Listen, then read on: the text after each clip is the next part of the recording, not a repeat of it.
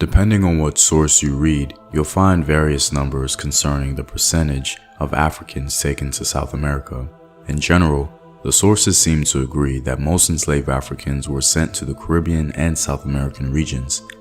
Given this historical information, there are some elites in the African continent who have certainly taken notice.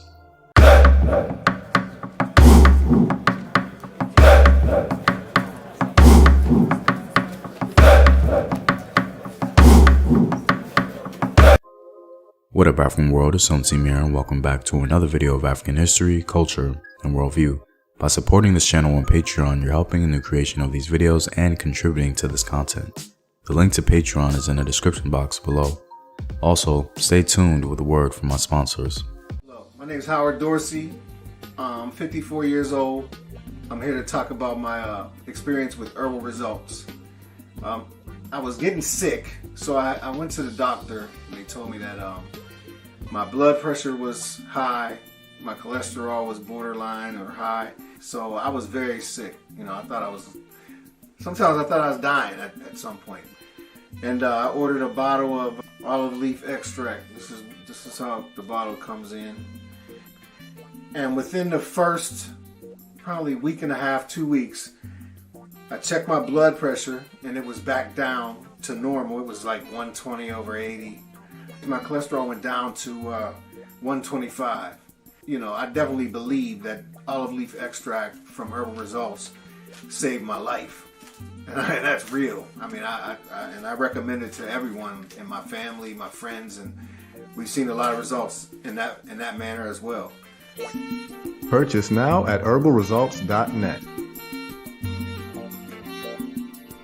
Depending on the time frame considered, in Brazilian history, the Yoruba were undoubtedly one of the largest groups of enslaved Africans sent to Brazil. In one region of the country called Bahia, a considerable amount of enslaved Yoruba people were documented. According to the British Foreign Office, out of a sample of 55,100 slaves imported into the region between 1817 and 1843, at least 50% came from the Bight of Benin. Recent estimates have placed the total importation from this area between 1800 and 1850 as high as 301,500 slaves. Among these, Yorubans represented the single largest group. Given this backdrop, the influence of Yoruba culture on Brazil should be expected. According to scholar Jacob Gordon, the Yoruba, along with other African groups, left their indelible mark on the social institutions, the arts, and principally on the religious attitudes of Brazil. According to multiple digital news outlets, one monarch from Nigeria has decided to acknowledge the Yoruba descendant people of Brazil and officially declare the region they inhabit as part of Yoruba territory. The Ooni of Ife, Oba Adeyeye Babatunde Anitan Ogunwusi, declared the Colombo area in Brazil as Yoruba territory.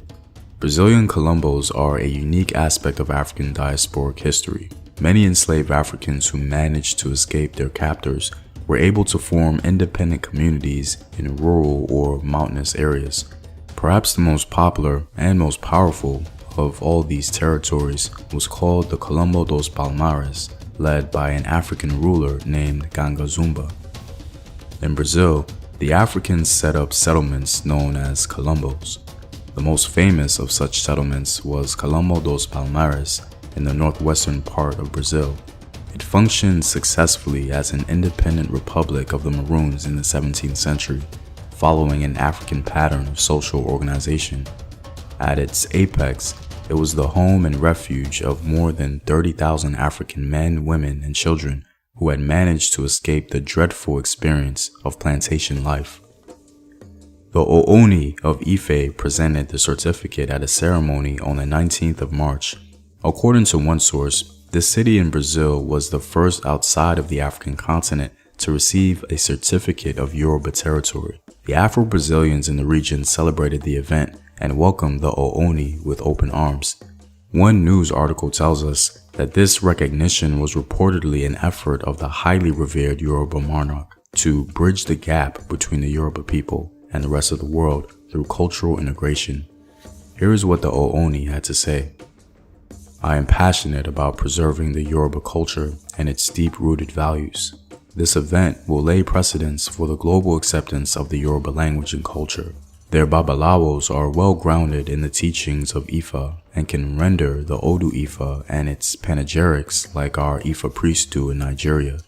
They hold our gods like Sango, Ogun, Yamoja, and Obatala in high esteem.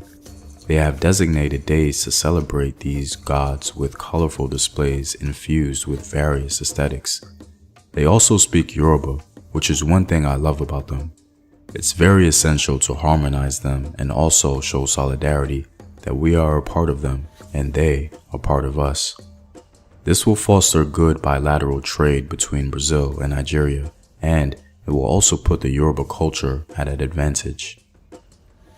Well, I'm all out, guys. If you like these videos and want to help in its continued development, consider supporting the home team on patreon.com. The link is in the description box below.